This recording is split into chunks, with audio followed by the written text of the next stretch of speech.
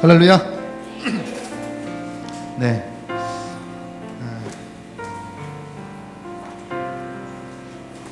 말씀 보겠습니다. 누가복음 12장 16절로 20절 말씀이에요.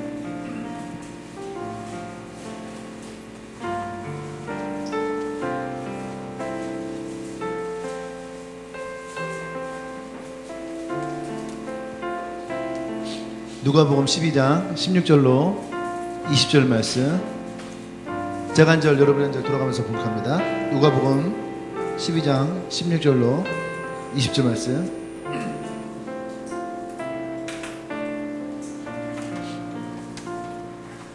또 비유로 그들에게 말하여 이르시되 한 부자가 그 밭에 소출이 풍성하매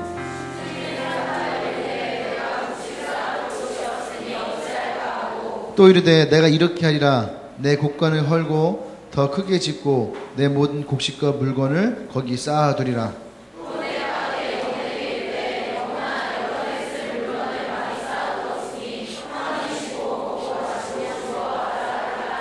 같이 있습니다. 하나님은 이르시되 어리석은 자여 오늘 밤에 내 영혼을 도로 찾으리니 그러면 중에 준비한 것이 누구의 것이 되겠느냐 하셨으니. 아멘. 자, 우리 설교 좀 한번 볼까요? 같이. 자, 시작. 예, 먼저 할 일, 나중 할 일.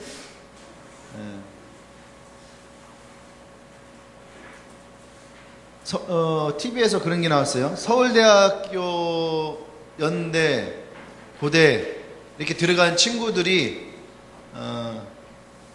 스케줄을 어떻게 짜는가 그 얘기 나왔었는데, 여러분들 방학 때 그 스케줄 짜봤죠? 방학 때마다 항상 그 스케줄을 이렇게 하잖아요. 아침에 동그라미 그려놓고선 아침 6시 기상, 6시, 6시 반까지 세면 및 옷 입기, 그 다음에 6시 반부터 7시까지 아침 식사, 7시부터 8시까지 아침 공부, 8시부터 9시까지 TV 시청, 또 9시부터 몇 시까지 이렇게 보충 수업, 또 5시부터 6시까지 이렇게 세면 및 이렇게 씻기, 6시부터 7시까지 식사 및 휴식, 7시부터 8시까지, 9시까지 TV 시청, 9시부터 10시까지 일기 및 취침 준비, 10시에 취침. 이거 잘 지켜본 사람. 지금 제가 얘기한 스케줄이 거의 비슷하죠? 그래서 그 중간에 이렇게 과외했던 사람들은 과외 시간 있고, 학원 다니는 사람은 학원 시간 있고, 거의 그런 시간이에요. 예. 근데, 계획은 세우는데 항상 제대로 되지 않아요. 예. 그래서 항상 우리에게 그 방학 때의 생활계획표는 항상 우리에게 실패가 어떤 것인지를 가르쳐주는 표본이에요. 아, 이렇게 계획을 짜면은 실패하는구나. 네. 근데 서울 연구대 스카이에 다니는 친구들은 스케줄을 그렇게 안 짠다는 거예요. 우선 하루의 스케줄, 그 다음에 일주일 스케줄, 한 달 스케줄 이렇게 짜는데, 그 주된 내용이 뭐냐면 내가 꼭 먼저 해야 될 것을 적는 거예요. 동그라미를 적는 것이 아니라 우선순위를 적는 거예요. 아, 내가 이번 주에는 꼭 수학 정석을 이렇게 2차 방정식을 이번 주에는 2차 방정식 꼭 하자. 이번 주에는 투부정사를 정확하게 공부하자. 이번 주에는 뭐가 있을까요? 아, 공부 안 하고 잘 기억이 안 나네. 뭐가 있을까? 응? 수학의 정석 했잖아. 영어, 국어 뭐 있지? 아, 책 한 권 읽고 독후감을 꼭 쓰자. 이렇게. 책은 굉장히 많이 읽었어요, 제가. 제가 책은 중학교 2학년 때부터, 집 밑에 서점이 생겼어요. 2층에 서점이 생겨, 서점에 책이 굉장히 많아요. 근데 이 서점은 그림으로 되어 있어요. 만화방. 하루에 20권, 30권씩 독파했어요. 그 모든 지식을 만화책에서 습득하는.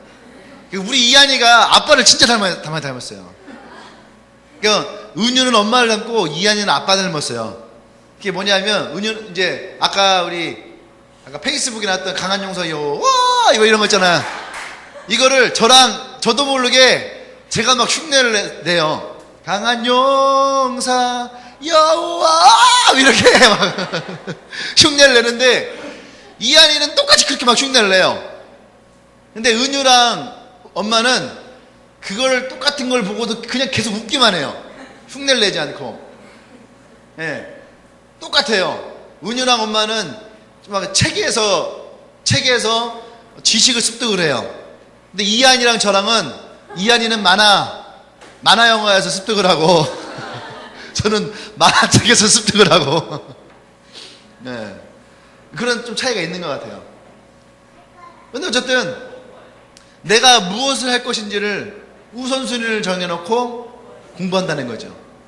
그래서 놀다가도 이번 주에 내가 뭔가를 하기로 했어 라고 하는 것에 대해서는 반드시 이번 주에 그 일을 이루는 거예요. 반드시. 그러니까 매일마다 정죄감에 쌓이는 것이 아니라 이번 주에 내가 어떤 공부를 어떻게 할 것인가에 대해서 이미 있다는 거예요. 그래서 그 사람들은 어떤 게 성취욕이라는 것이 생기는 거예요. 승리하는 경험을 하고 성취욕이 생기고. 그래서 매일매일 하루에 2시간씩 공부하자 이런 사람이 아니라 내가 어떤 것을 할 것인가. 그러니까 먼저 무엇을 할 것이냐, 나중에 무엇을 할 것이냐, 이것을 구분을 해서 반드시 내가 해야 될 것을 해내는 사람이 성공하더라 이겁니다.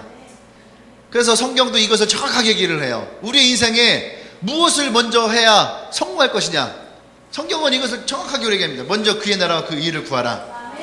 그리하면 너희에게 더하시리라. 성경은 우리에게 이것에 대해서 너무나도 분명하게 얘기하고 있다는 거죠. 성공한 인생을 살기 원하신다면 우리는 먼저 그의 나라, 하나님의 나라를 구할 수 있어야 돼요. 근데 그 하나님의 나라는 외부에 있지 않아요. 외부란 말이 뭐예요? 외부란 말이 뭐예요? 나를 벗어난 곳에 있지 않다는 얘기예요.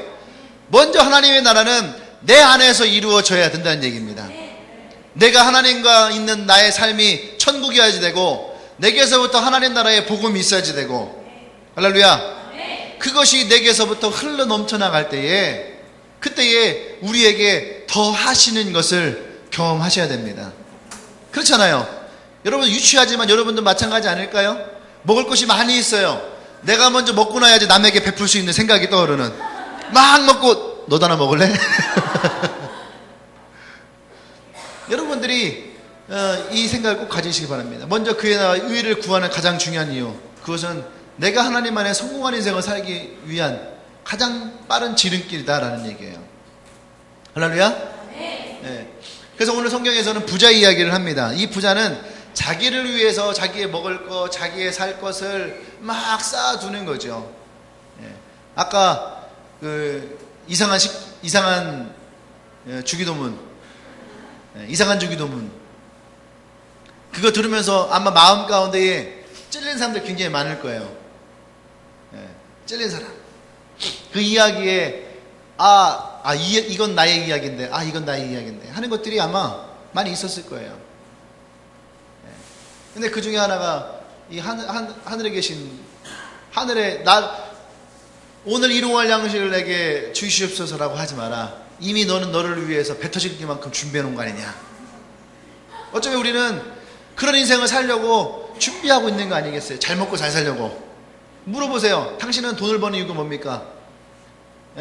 가장 구체적인 이유는 잘 먹고 잘 살기 위해서예요. 근데 성경에서는 뭐라고 얘기해요? 그것에 대해서 정확하게 얘기를 해요. 네가 잘 먹고 잘 살려고 두면 뭐하냐? 오늘 밤에 내가 너를 데려가면 어떡할 거냐? 그것이 다 누구의 것이 되겠느냐? 그 말은 뭐예요? 내 것은 아니라는 얘기죠. 그러니까 사람은 하루하루를 먹는 것에 대해서, 하루하루를 주시는 것에 대해서 감사할 수 있어야 됩니다. 아멘. 네. 그래서 오늘 이 비유를 통해서 예수님이 말하고자 하는 건 뭐예요? 너가 정말로 먼저 해야 될 것이 무엇인지 아느냐? 먼저 그의 나라를 구하라. 그리하면 너에게 더하시리라. 그래서 우리가 먼저 해야 될 것이 어떤 것인지를 얘기하려고 합니다. 예수님이 이 비유를 통해서 우리에게 얘기하는 먼저 우리가 해야 할 일이 어떤 것이냐. 첫 번째는요, 먼저 우리는 하나님을 알아야 된다는 거예요. 하나님을 아는 것이 지식의 근본이고, 하나님을 아는 것이 축복의 시작이고, 하나님을 아는 것이 인생의 마지막이라는 거예요. 하나님을 아는 인생과 하나님을 모르는 인생의 시작도 틀리지만 그 끝도 다르다는 얘기예요. 저는 이런 얘기 잘 하지 않지만 하나님을 아는 인생의 시작은 천국이죠. 그죠? 근데 그의 끝도 천국이라는 거예요. 하지만 하나님을 모르는 인생은 그 시작은 자기일지 모르지만 그 끝은 지옥이라는 거죠. 어쩌면 천국과 지옥이라는 것을 얘기하는 것이 여러분들에게는 되게 유치한 것일 수 있어요. 그리고 협박처럼 들릴 수도 있어요. 근데 그건 사실이거든요. 엄마가 아이에게 얘기를 합니다. 너 우유 많이 먹어야 돼. 우유 많이 먹어야지 뼈가 튼튼해지고 건강해지고 키가 크고 예뻐져. 안 먹으면은 뼈가 약해지고 키도 안 크고 몸이 안 좋아져. 그러니까 우유 먹어야 돼. 협박이에요. 협박이지만 맞는 말이거든요. 음식을 골고루 먹어야 돼. 그래야지 네 몸이 건강해지고 키도 크고 그럴 수 있어. 음식을 편식하면은 몸이 안 좋아. 맞는 말이잖아요. 가장 유치한 얘기일지 모르지만, 가장 유치할 것 같고 우리가 어쩌면 제일 듣고 싶지 않은 얘기일지 모르지만 그 이야기는 사실이라는 얘기예요. 하나님을 만나고 하나님을 안다는 것은 그 사람에게 천국이라는 것이 주어지고 그의 마지막이 보장되어 있다는 얘기입니다. 근데 하나님을 모른다는 얘기는 그 마지막을 보장할 수 없다는 얘기예요. 그래서 우리는 먼저 하나님을 알아야 된다는 얘기입니다. 할렐루야. 그래서 성경은 어리석은 사람은 하나님이 눈에 보이지 않기 때문에 하나님의 존재를 부인한다라고 얘기를 해요. 그래서 우리에게, 여러분들 친구 중에 그런 친구가 있을 거예요. 사람들 중에도 그런 얘기를 많이 합니다. 진짜 네가 하나님이 있다면 증거를 대봐라. 하나님이 있다면 그것을 내게 보여봐라. 그럼 내가 믿겠다. 증거는 너무너무 많이 있어요. 근데 이 증거가 개인적인 증거가 될 수도 있고, 어쩌면 우리가 아무리 얘기해도 그 증거를 믿으려 하지 않는 사람들도 있어요. 그 증거가 뭐예요? 내 삶 가운데 일어난 하나님의 은혜와 역사와 기적이거든요. 근데 그것을 아무리 얘기해도 믿지 않으려고 하는 사람들이 있죠. 그건 이미 마음 가운데에 하나님은 없다라는 것을 전제하는 거죠. 하지만 신이라는 존재는 있다라고 믿는 사람들은요, 이런 얘기를 했을 때의 반응이 있어요. 와, 넌 대단하구나. 너 진짜구나. 너에게도 정말 그런 일이 있구나. 그래서 여러분, 신앙은, 기독교는 경험해야 됩니다. 좀 아까 우리 엔카운터 얘기가 나왔는데, 지금까지 엔카운터를 경험하고 하나님 만나지 못했어요, 하나님이 없어요 라고 얘기한 사람은 단 한 명도 못 들어본 것 같아요. 예전에 조치원에서 다니던 친구가 있었어요. 두 명이 엔카운터를 했는데, 한 친구는 굉장히 이성적인 친구예요. 모든 것이 생각을 하고 또 자기의 생각에 맞게 이해되어야지만 믿는, 그러니까 모태신앙이지만 한 번도 하나님이 살아있고 하나님이 자기의 삶 가운데 역사하는 분이라는 것을 경험하지 못한 친구예요. 한 친구는 굉장히 감성적이에요. 어떤 것을 해도 이건 하나님의 은혜입니다. 하나님 너무 감사합니다. 그러니까 둘이 되게 친한 친구인데 서로가 이해를 못하는 거죠. 감성적인 친구는 이거 정말 하나님의 은혜예요. 이성적인 친구는 이게 왜 은혜인데. 감성적인 친구는 넌 이거를 이해를 못하겠니? 넌 마음으로 못 느끼니? 마음을 느끼는 게 뭐야? 머리를 생각해서 이것이 돼야 되는 거 아닐까? 그런 둘이 친구예요. 그 둘을 앉아놓고서 얘기를 했어요.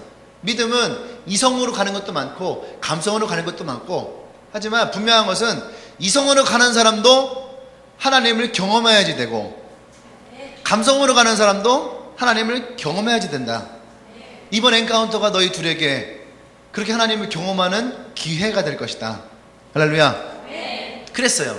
그 엔카운터 한참 막 하고 있는 그 때에 이 둘이 그런 기적적인 하나님을 경험하게 되는 거예요. 하나님을 만나고 방언도 막 자기도 모르게 방언도 막 터지게 되고, 그랬더니 그 이성적인 아이도 무릎을 꿇고 두 손을 붙들고 눈물을 흘리면서 주님 내가 회개합니다. 하나님이 살아계셨군요. 나와 함께 하시는군요. 할렐루야. 그것을 고백하고 경험하고, 감성적인 친구는 이미 벌써 누워있어요. 집에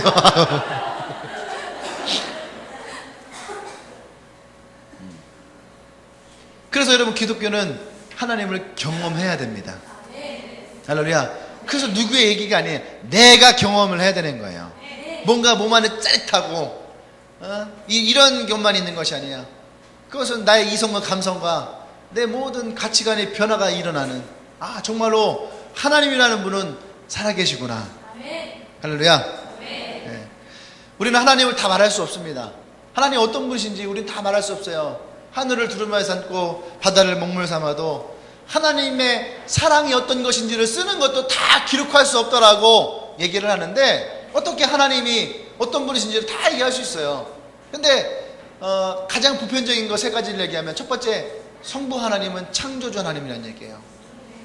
이 세상 만물을 창조하셨고 지금도 우리 가운데 그 창조적인 일들이 이루어지고 있다는 얘기입니다. 두 번째, 성자 예수님은 우리의 구원자가 되신다는 얘기예요. 어떤 사람들, 그런 사람들이 있어요. 나는 하나님을 믿습니다. 근데 예수님은 잘 모르겠어요. 이런 사람이 있어요. 그것은 이론적으로든 신학적으로든 맞지 않는 거죠. 왜냐하면 하나님이라는 것 자체가 예수님이고 하나님이고 성령님이기 때문에. 할렐루야. 하나님이라고 하는 신은 존재하지만 예수님이라는 분이 나를 구원하신 것은 내가 믿지 못한다는 얘기거든요. 근데 예수님이 나를 구원자라는 것을 믿지 못하면, 여러분, 그러면은 그의 신앙을 온전치 못해요. 예수를 영접하는 순간 성령 하나님은 우리 안에 들어와 계십니다. 들어오셔서 그분은 우리에게 믿음이라는 것이 어떤 것인지를 우리 가운데 우리를 가르치시고 깨닫게 하시고. 여러분, 믿음은 뭐 신앙을 1년 동안 하면은 믿음의 마일리지가 막 쌓이고, 2년 하면은 마일리지가 2배로 올라가고, 그 다음에 뭐 특별 기도회 하면은 마일리지가 2배로 쌓이고, 뭐 생일날에는 뭐 생일 감사로 해서 마일리지 2000포인트 막 주고, 뭐 이렇지가 않아요. 성령님이 우리 안에 들어가시면 어느 순간 믿음이라는 것이 내 안에 들어와 있는 거죠. 그 믿음이라는 것이 발견되어지는 거예요. 자기도 모르게 내가 그 하나님을 믿고 있고 의지하고 있구나. 할렐루야. 그래서 이것은 이론으로 말할 수 없는 거죠. 어쨌든 성자 예수님이 나의 구원자이심을 우리는 알아야 됩니다. 그것을 가장 잘할 수 있는 방법은 신학을 읽는 거예요. 예수님이 어떤 분이신가. 예수님이 직접 말씀하신 것도 있지만, 특별히 또 사도 바울이 이야기한, 예수님에 대해서 이야기한 것들이 또 너무너무 좋아요. 여러분께서 성경을 많이 읽으시길 바랍니다. 아멘. 세 번째는요, 성령 하나님이라는 거예요. 성령 하나님은 우리의 삶에 들어오셔서 믿음이라는 것이 어떤 것인지 가르치시고, 또 우리의 삶을 거룩하게 하십니다. 그러니까 우리의 삶에 변화가 일어나는 것이 바로 성령님이에요. 예수를 믿고 변화가 없다, 이건 뭐가 문제가 있는 거죠. 예수를 믿으면 무조건 변화는 생기게 돼 있어요. 왜냐하면 내 안에서 나를 끌어당기는 힘이 있다는 얘기예요. 힘이 있어요. 예전에는 술을 먹는 게 너무너무 좋았는데, 우리 아내는 옛날에 치킨에는 뭐예요? 치킨에는 이런 맥주는 아직 변화되지 않은 사람들이에요. 치킨에는 콜라야. 치킨에는 콜라야. 아직 변화되지 않은 사람은 치맥을 부르는 거야. 치킨에는 콜라야. 그러니까 치콜이야, 치콜.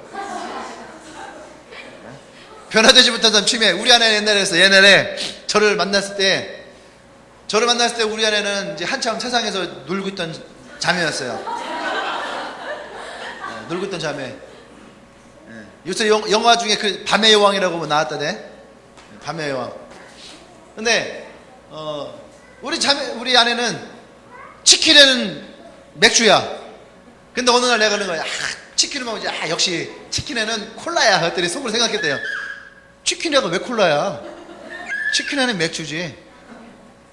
근데 예수를 만나고 저를 만나고 인생이 변하니까 지금 치킨에는 콜라인 거야. 할렐루야.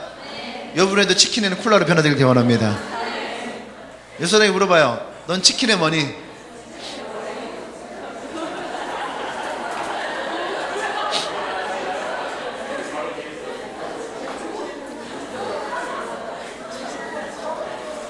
할렐루야. 치킨에는 무조건 오늘부터 콜라입니다. 치킨에는 콜라. 사이다? 사이다까지 용납해 줄게. 칠성 사이다로. 저는요, 여러분 한여름에 갈증나면 뭐가 생각나요? 얼음물. 한여름에 맥주가 생각나는 사람은 들변화된 거야. 병성이가 그렇게 얘기하더라고. 한여름에 연석이 한여름에 그렇게 맥주가 막 땡긴다고. 오늘 밤에도 특별 기도를 하도록 해라. 주님, 한여름에는 시원한 물이나 콜라가 떠오르게 해주세요. 맥주는 떠나갈지어다. 할렐루야. 그러니까 성령님은 우리 안에 들어오셔서 우리를 변화시키십니다. 근데 그 변화가 뭐냐면 결국에는요, 그것이 바로 우리를 구원의 삶으로 인도하는 거예요. 사람들이요, 구원에 대해서 가장 많이 흔들릴 때가 언제인 줄 알아요? 내가 정말로 구원받은 사람인가? 라는 것에 가장 많이 흔들릴 때가 언제냐면 자기의 행위 때문에 그래. 행위. 자신의 삶의 행위예요. 내가 예수를 믿어요. 지금 젊을 때잖아요. 젊을 때니까 막 예수를 믿어요. 막 치킨에 맥주를 마시고, 나이트를 다니고, 또 음란하고, 막 젊음을 즐긴다고 막 즐겨요. 지금은 생각하지 않죠. 지금은 그것이 죄라는 것에 대해서 생각하지 않아요. 죄라고 하는 것 자체를 생각하지 않아요. 그럼 막 살다가 어느 날 자신의 인생에 대해서, 신앙에 대해서 심각하게 고민할 때가 생긴다는 거죠. 심각하게 고민할 때가 생겨요. 이 중에도 아마 막 살아오다가 내가 어떻게 살았는가라고 고민했던 사람이 있을 겁니다. 그 고민할 때의 그 고민이 어떤 거예요? 대부분 죄의 문제예요. 내가 어떻게 살았는가. 그러니까 내가 어떻게 살았는가라는 것에 대해서 생각을 해보니까 어떤 문제가 생깁니까? 내가 걸어온 길이 다 죄뿐이구나. 그래서 여러분 찬양 가사에 보면 이런 가사 되게 많아요. 내 평생 살아온 게 뒤돌아보니 다 헐은 죄뿐이구나. 다 벌레만도 못한 인생. 뭐 이런 거 다 이런 게 뭐예요? 왜 벌레만도 인생을 살았다라 얘기를 해요? 정창이가 엔카운터를 봤는데 자기가 엔카운터에서 너무 은혜 받은 게 있다는 거예요. 그게 뭐냐 했더니 찬양을 기도하고 찬양을 하는데 벌레만도 못한 인생, 벌레만도 못한 내가, 그 벌레만도 못한 내가라는 그 가사가 자기의 가슴에 막 오더라는 거예요. 자기 생각해보니까 지가 정말로 벌레만도 못한 인생을 살았다라는 생각이 들더라는 거죠. 그러니까 그 단어를 붙들고 그렇게 울었대요. 왜 벌레만도 못한 인생을 살았을까? 자기 인생을 다 돌이켜보니까 파라코 같은 인생을 살아왔나 봐요. 탕자 같은 인생을 살아온 거죠. 그러니까 자기가 벌레만도 못한 인생이다. 근데 여러분, 그래서 성령님은 뭐냐면 나의 삶을 거룩하게 만들고 깨끗하게 만들고, 할렐루야, 이전보다 더 아름답고 좋은 인생을 만들기 때문에 그것이 바로 성령님이 내 안에 계시다는 것이 구원의 보증이라는 거예요. 아멘. 그래서 성령님이 오시면 우리의 인생은 변화될 수밖에 없다. 변화되어진다. 그래서 딱 먼 날 뒤돌아 딱 보니까 내가 살아온 길이 내가 이렇게 주님과 함께 살아왔구나. 내가 주님 앞에 이렇게 순종하며 살아왔구나. 그런 시간을 갖길 원합니다. 아멘. 성경은 우리에게 얘기를 해요. 하나님이 처음부터 너희를 택하사 성령의 거룩하게 하심과 진리를 믿음으로 구원을 받게 하심이니. 할렐루야. 그래서 우리는 제일 먼저 그 하나님을 알아야 된다는 얘기예요. 아멘. 두 번째는 하나님을 알았으면 두 번째는 자신을 알아야 된다. 내가 어떤 사람이냐? 내가 어떤 사람이냐? 그러니까 20대가 되면은 대학교에서 교수님들이 제일 많이 하는 게 뭐냐면 너희들이 이제 대학생 됐으니까 아이덴티티를 가져라. 아이덴티티. 저 대학교 때요. 지금도 교수님들 그런 얘기 많이 하세요. 대학교 때 무슨 과목이든 선생님들이 자꾸 막 아이덴티티 막 그랬어요. 아이덴티티. 또 나는 난데 왜 자꾸 나를 알려고 할까? 나를 알려야 할까? 내가 어떤 사람이냐? 여러분, 나 자신을 알아야 되는 거예요. 근데 나 자신을 안다는 것이 어떤 것이냐? 세상에서 얘기하는 거와 성경이 얘기하는 것은 분명히 다르죠. 성경에서 얘기하는 나는 누구인가? 나 자신에 대해서 그게 뭡니까? 그것은 바로 나는 하나님의 자녀다라는 거예요. 예수를 믿고 거듭난 후에 우리의 신분은 새로워집니다. 아멘. 근데 많은 사람들이 그 신분을 잃어버리는 거죠. 너는 누구냐? 라고 할 때에 나는 하나님의 자녀예요. 나는 하나님의 자녀예요. 이 말을 못하는 거죠. 너는 누구냐? 너는 누구냐? 이 질문에 많은 사람들이 고민을 해요. 너는 누구냐라고 하는 이 질문에 많은 사람들은 나의 스펙이 얼마큼 되느냐? 나의 영어 점수는 얼마큼이냐? 나의 직장은, 내 연봉은, 내 성적은, 나의 외모는, 우리 집의 배경은, 백그라운드. 나는 누구냐는 내 본질은 사라져버리고 내 본질 이외의 것들이 드러나야 되는 거죠. 그래서 그것이 다른 사람들에게 보여지고 자랑할 만하고 내세울 만한 것, 그 안에서 나를 찾는 거예요. 내가 어떤 옷을 입었느냐, 내가 어떤 메이커의 화장품을 쓰고 있느냐.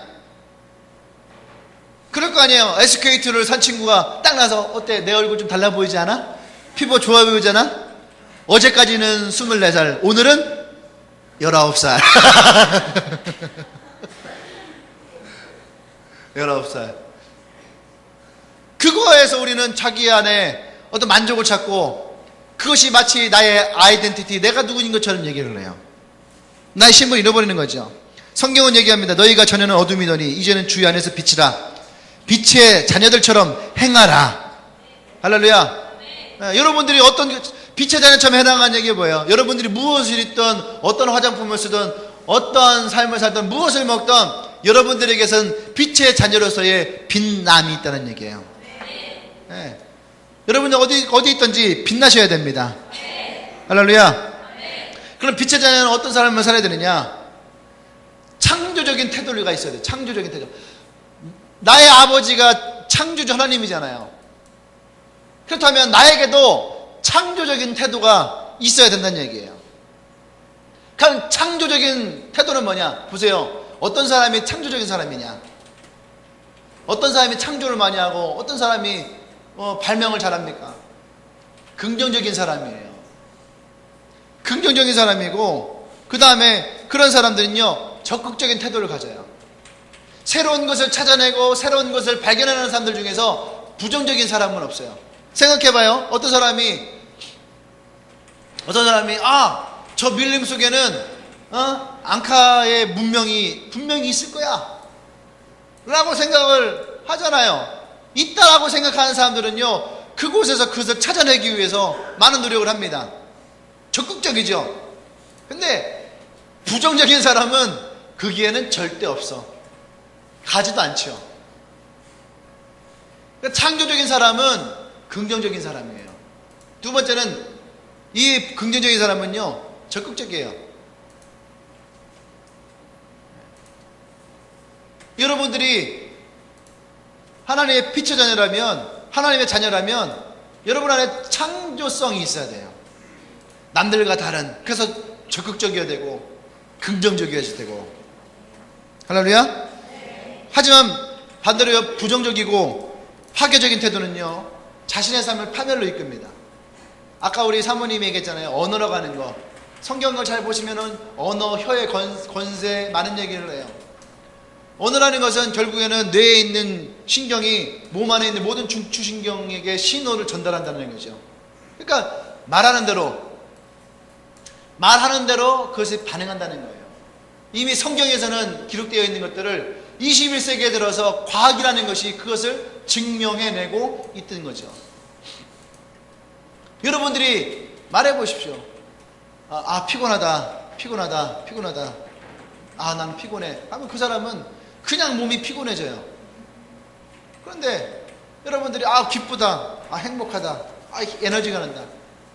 그러니까 저는요, 이상하게 설교하러 올라가기 전에는 막 피곤해요, 몸이. 그리고 피곤해, 사람들 그런 얘기 많이 해요. 설교 올라가면은, 목사님 많이 피곤하세요? 근데 이상하게 여기만 올라오면은 바뀌어요. 왜냐하면 설교 자체가 긍정적이잖아요. 그 설교 자체가 생명력이에요. 그러니까 설교를 하면서 저도 모르게 제 스스로가 저의 설교에 은혜를 받나? 새로운 에너지가 막 생겨요. 그 설교를 하고 내려가면은 제 몸 안에 막 에너지가 있어요.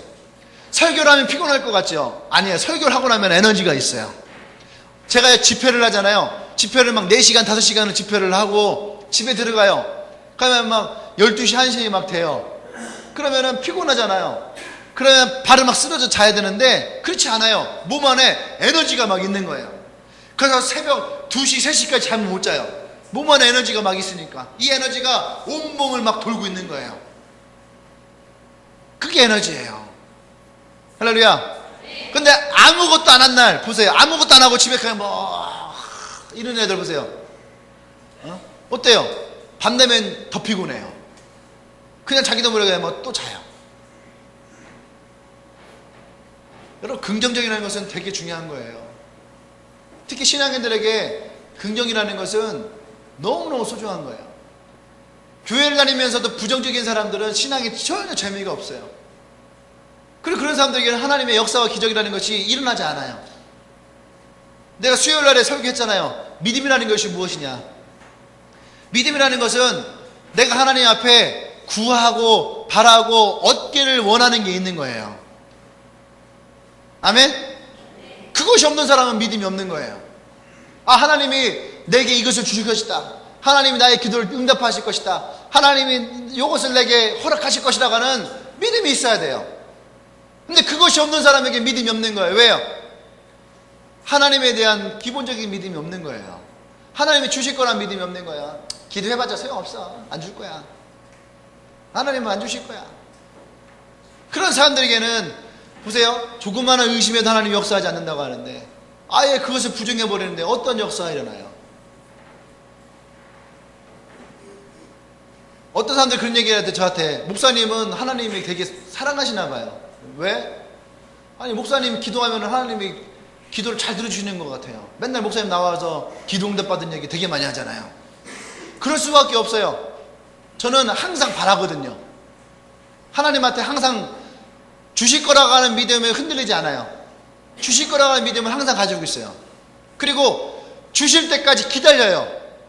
절대 사지 않아요. 주실 때까지 기다리는 거예요. 그럼 하나님이 지쳐서 주실 때가 많아요. 였다. 근데 여러분, 우리 안에는 믿음이 있어야 돼요. 믿음이라는 것은 결국은 하나님에게서 주어지는 겁니다.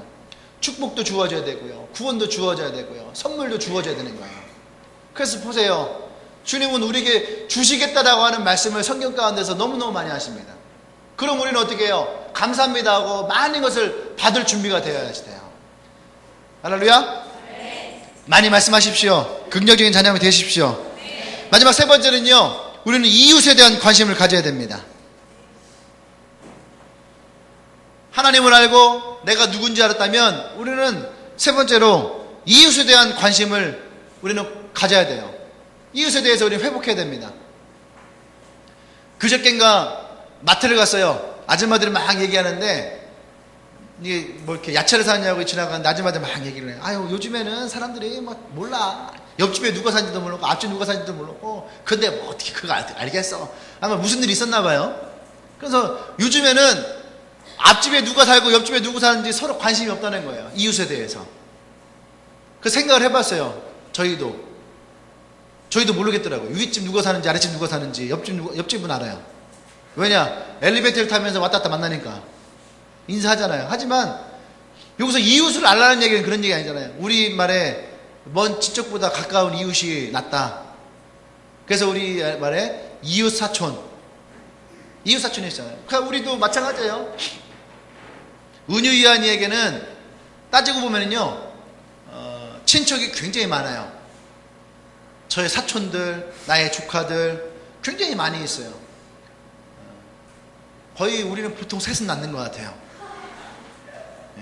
우리 아버지 쪽에는 굉장히 많고 보통 셋은 넘어요. 그러니까 그 사람들을 딱 쉬어보면은 굉장히 많죠. 그러니까 우리 은유이한이에게는 사촌들이 굉장히 많아요.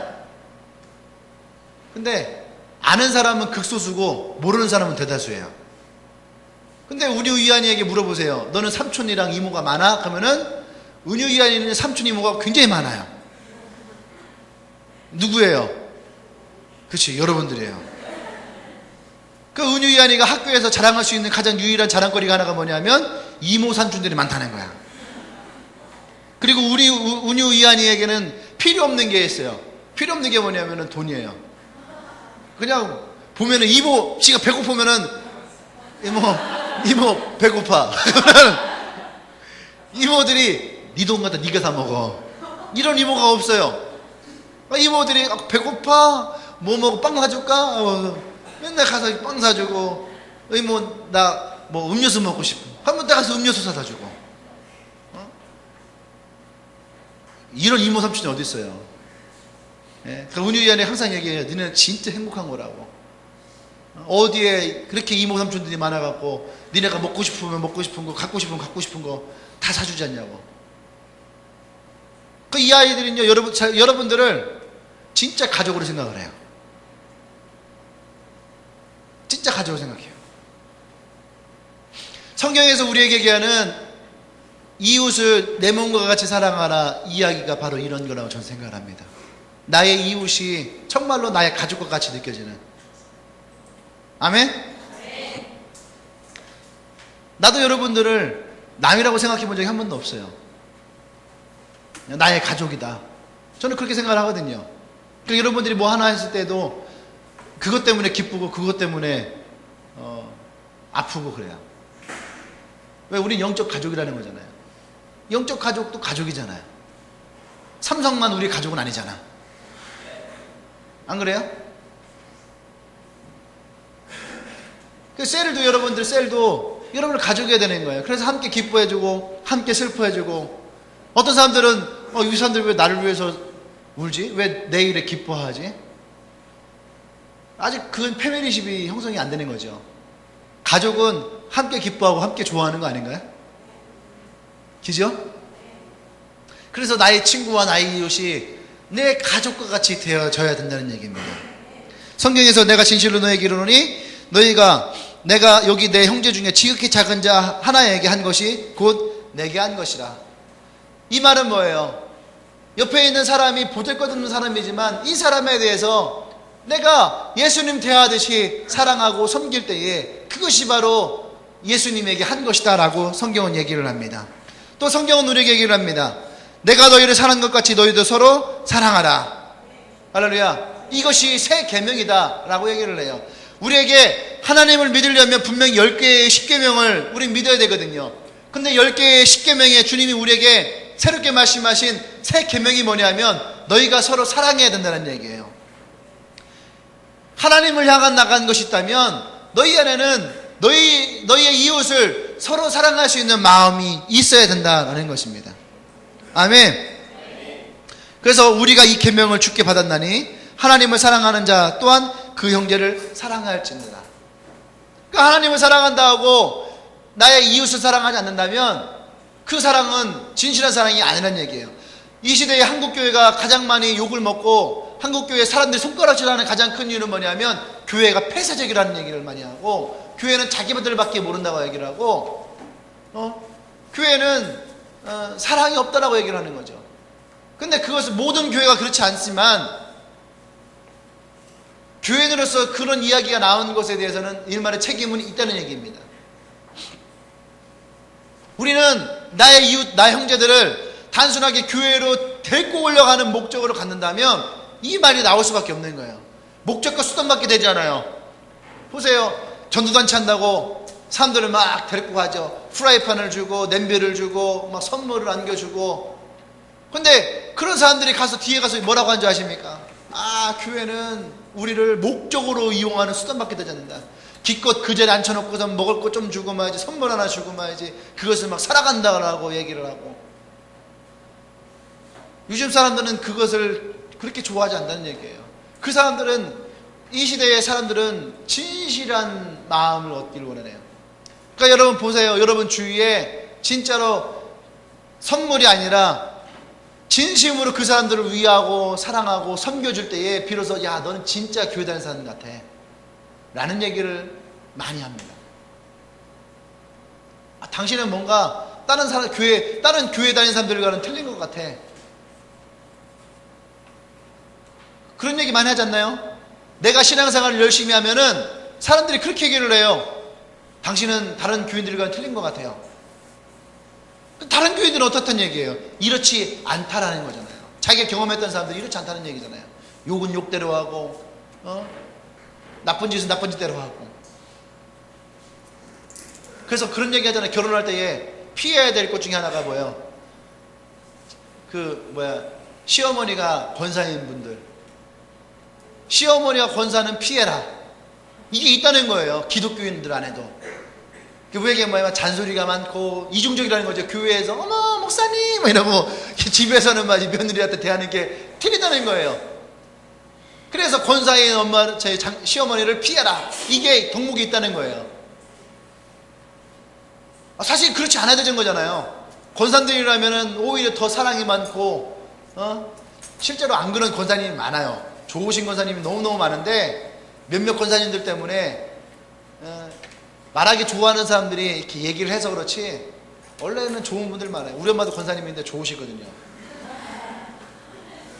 네, 우리 엄마도 권사님도 좋으세요. 할렐루야. 네, 어쨌든 우리는 사랑해야 됩니다. 우리가 먼저 이웃에 대한 관심을 갖고 이웃을 사랑해야 돼요. 이것이 우리가 먼저 해야 될 것 세 가지라는 거예요. 하나님을 알고, 내가 하나님의 자녀라는 것을 알고, 또 내가 나의 이웃을 사랑할 줄 알고, 그것이 우리의 믿는 사람들의 먼저 해야 될 것이라는 얘기입니다. 이것들이 먼저 있고 그 다음에 하나님이 더하시는 것을 여러분들이 경험하시길 바랍니다. 할렐루야. 기도하십시다.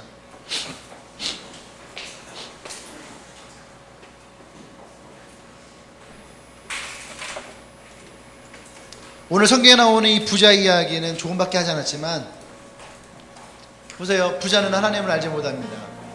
하나님을 알지 못하니까 자신이 누구인지를 몰라요. 그래서 그 사람은, 이 부자는 자신을 위해서 수많은 재물들을 모으죠.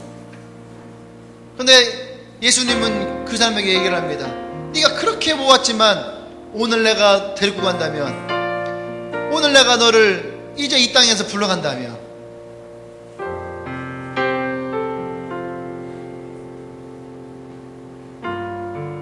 그리고 이 사람은 자신을 위해서만 살았지 이웃을 위해서 살아갔던 사람이 아니라는 얘기예요. 오늘 성경에서 예수님이 이 부자를 통해서 말씀하시고자 하는 가장 중요한 키가 뭔지 아십니까? 믿는 사람이 어떻게 살아야 되느냐. 가장 기본적인 거예요. 하나님을 알아야 되고, 내가 하나님의 자녀라는 것을 알아야지 되고,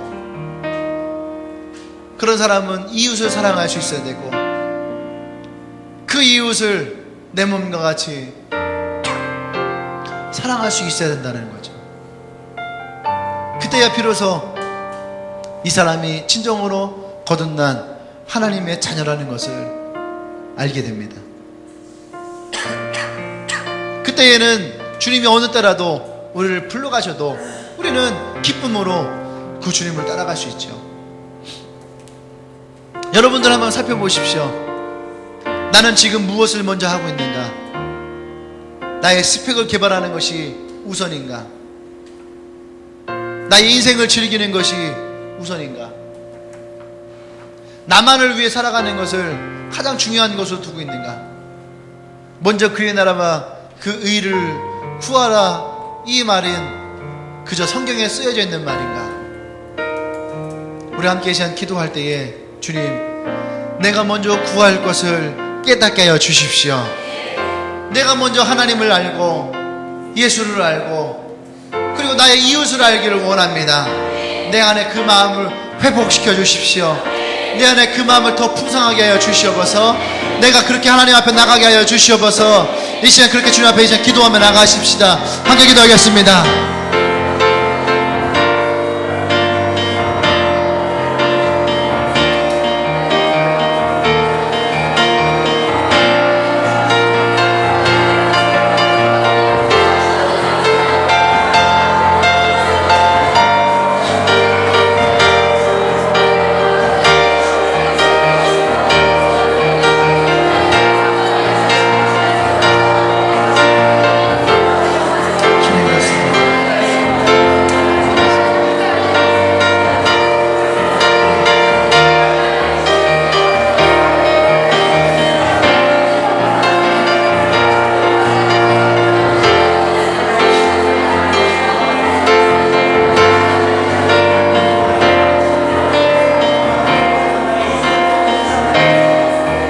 할렐루야. 사랑하는 여러분, 성경에 보면은 민수기 13장 14장에 우리가 너무나 잘 알고 있는 12명의 정탐꾼의 이야기가 나와요. 이들은 먼저 그의 하나님 나라를 구하기 위해서 12명의 정탐꾼이 가나안 땅에 들어갔다 오지요. 그 12명 중에 10명은 너무나도 좋은 것들을 보고 돌아왔을 때에 부정적인 것을 보고를 하고, 2명은 그 어려운 상황을 보고서도 하나님을 신뢰하는 믿음으로 하나님이 반드시 그것을 우리에게 주실 것이라고 하는 긍정적인 보고를 합니다.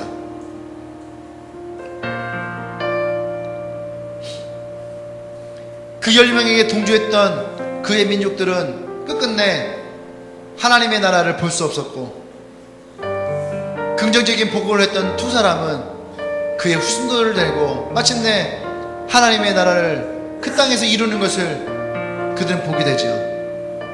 우리가 하나님의 나라를 이루기를 원하신다면 우리는 하나님께 매일매일 나의 삶에 대해서, 나의 인생에 대해서 긍정적인 보고를 할 수 있어야 됩니다. 어려움을 보고서도, 신자는요, 어려운 가운데에서도 하나님이 역사하시는, 하나님이 인도하시는 긍정적인 그 부분을 찾아낼 수 있어야 되는 거예요. 그리고 그것을 가지고 하나님께 구하고 믿음으로 선포하며 나가야 됩니다. 난 여러분들이 그런 믿음의 눈을 가진 신자가 되길 원합니다. 믿음이 없이는 하나님을 기쁘시게 할 수 없다 했어요. 그렇게 믿음이 없이는 하나님의 상을 받을 수 없다 했어요. 여러분들이 그렇게 하나님 찾기를 바랍니다. 그리고 하나님의 상 주시는 분이심을 여러분들이 믿음의 눈으로 바라보기를 원합니다. 할렐루야! 할렐루야! 그렇게 우리 가운데 하나님 나라 이루기를 원하시는 하나님 앞에 우리 영광의 말씀 올리십시다. 할렐루야! 아멘. 오늘 우리 예배 혹시 처음 오신 분들 있나요? 처음 오신 분 있으면 손 한 번만. 반갑습니다. 환영합니다. 환영합니다. 꼭 예수님을 잘 믿고 이 먼저 해야 할 일들이 일어나게 소망합니다.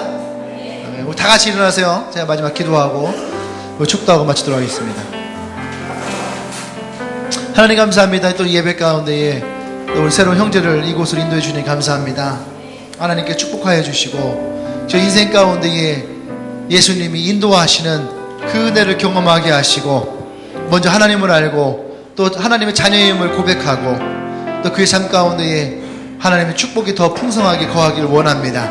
이제는 우리 주 예수 그리스도의 구속하신 은혜와 하나님의 창조의 그 크신 사랑과 성령의 교통 역사하심이 이제 우리가 먼저 할 일이 어떤 것인지를 깨달아 하나님을 사랑하고 또 내가 하나님의 자녀로서 인생을 기뻐하고 성령 안에 거하기로 결단한, 또 그러면서 또 이웃을 향한 예수님의 사랑을 전하기로 고백하는 주님에게 모든 성도들을 위해 지금부터 영원토록 함께 하시기를 간절히 축원하옵나이다.